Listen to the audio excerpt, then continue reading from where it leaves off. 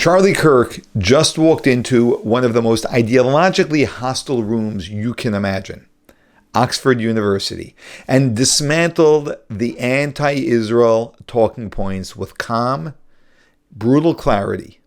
From Hamas to Jewish self-determination, he didn't hold back.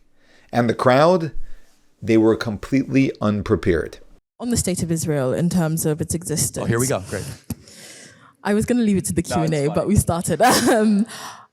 Just a question on your belief in the state of Israel existing in its current form. Is it biblical or is it just a political belief?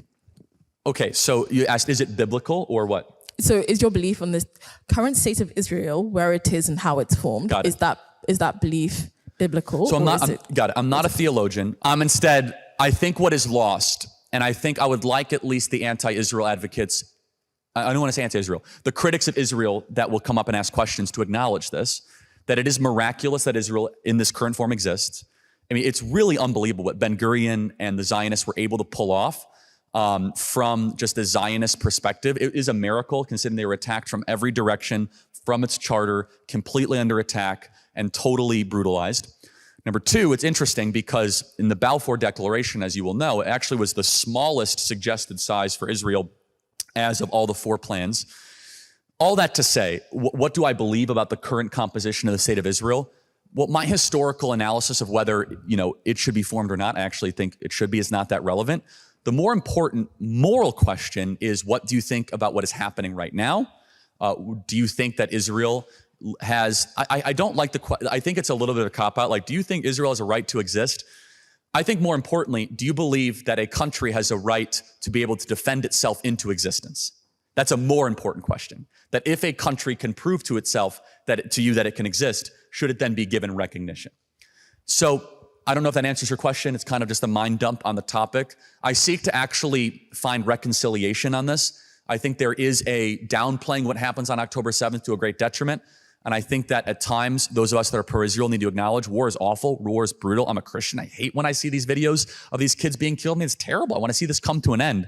I mean, like, who can possibly see that and support that? And anyone who's like, for example, like Nikki Haley signing bombs that are going to be dropped in Gaza, like, that's repulsive. I'm sorry, that's disgusting, okay?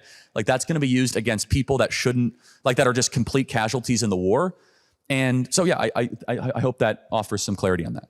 Yeah, thank you. But then in terms of the question of being pro-Israel and the right of Israel to exist, when Palestine very much exists and they're fighting for their own self-determination, how do you reconcile both? So I would push back a little bit. I think what some well-meaning Arabs are doing in the West Bank is righteous. What Hamas did on October 7th was not a fight for self-determination. I would find great exception to that claim. 1,300 people going in on a holy day on Shemat Torah, 50 days after the Six-Day War, on Shabbat, to go to kibbutzes and a music festival to kill 1,300 people and take 200 hostages, all while filming it on GoPro cameras, and then some of which, not all, calling back to their relatives on WhatsApp saying, I just killed 10 Jews. Can you believe it? I just killed 10 Jews. I'm sorry, that's not a fight for self-determination. That's something horrific and brutal and evil that every human being with a conscience would say that's wrong, and we don't support that. And so, again, as far as this idea of self-determination, there are important, and these are not trap questions. The settlements make it very difficult in the West Bank. What is a Palestinian? What are the borders? Who's in charge? These are, again, and it also kind of goes back to this because I also have to throw it back. Some people believe that Palestine, or whatever the state will be called, let's just call it PA, is from the river to the sea. Okay, so then you don't believe in a Jewish state. I come from the premise that I think a Jewish state should exist. If you want a Palestinian state, tell me where, tell me who, tell me how, and I will be open-minded to hear that contention. But if it's nothing more than the eradication of Jewry between, Jerusalem to Tel Aviv and Haifa, I'm sorry, that's where now we're blurring on the going backwards, not forwards from, okay, we're going from Israeli government to Israel to some problem with the Jews. Does that make sense? That kind of that gradation of regression, I think, is very harmful to the dialogue. Thanks.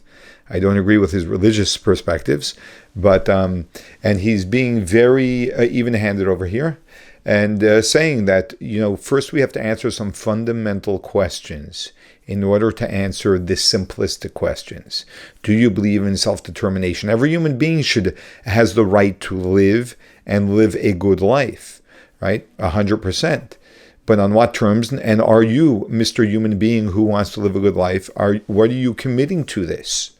As opposed to a red carpet being rolled out to you, which never gives a person a good life, right? So what are you committed to? And are you saying from the river to the sea? Where do you want to live on? Will you live there peacefully? The Arabs have proven unequivocally by anyone who's willing to just look at things honestly that they are unwilling to live as civilized people next to Israel. They want to eradicate Israel as part of Hamas's charter. It was part of the PA's charter until they were forced to take it out. We know what they really want. So this is not about determination. That's the point that he's making.